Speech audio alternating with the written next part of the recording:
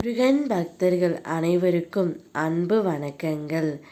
என் அன்பு குழந்தையே, நீ உயிராக நேசித்து மதித்த உறவு இப்பொழுது உன்னை விட்டு பிரிந்து இருக்கின்றது. நீ அவரிடம் விரும்பி பேச சென்றாலும் அவர் புறக்கணித்து விடுகின்றார். உன்னிடம் பேசுவதற்கு எனக்கு விருப்பம் இல்லை என்று சொல்கின்றார். உன்னையும் மதிக்கவில்லை. அதனால் மன நிம்மதி இழந்து உணவு உட்கொள்ளாமல் தூக்கம் இல்லாமல் தவித்து கொண்டு இருக்கின்றாய். அனுதினமும் அவரையே நினைத்து என்னிடம் பிரார்த்தனை செய்து கொண்டு இருக்கின்றாய். கவலை கொள்ளாதே செல்லமே. உன்னுடைய பிரார்த்தனைகளை நான் நிச்சயமாக நிறைவேற்றுவேன்.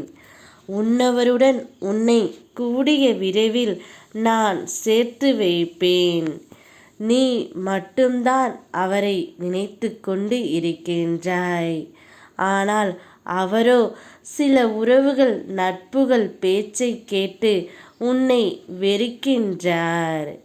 நான் ஒன்றை சொல்கின்றேன் கேள். இப்பொழுது மௌனமாக இரு. நீயாக அவரை தேடி சென்று பேசுவதினால் உன்னுடைய அருமை அவர்களுக்கு தெரியவில்லை. உன்னுடைய அன்பும் அவருக்கு புரியவில்லை. நிச்சயம் ஒரு நாள் அதை காலம் மாற்றும். அப்பொழுது தான் செய்த தவறை உணர்ந்து உன்னவர் உன் காலில் வந்து விழுவார். நிலையானது இவ்வுலகில் எதுவுமே இல்லை. ஆனால் உன் அப்பா நான் உன் மீது கொண்ட அன்பு ஒரு நாளும் மாறாது. உன் வாழ்க்கையில் இப்பொழுது நடந்து கொண்டு இருப்பதும் இதுதான். விரைவில் உன்னவருடன் உன்னை சேர்த்து வைக்க போகின்றேன். உனக்கு எப்பொழுது சிக்கல் வந்தாலும் உன் அப்பாவை நினைத்துக்கொள். நான் இருக்கின்றேன். உனக்கான நல்ல வழியை நான் காண்பிக்கின்றேன்.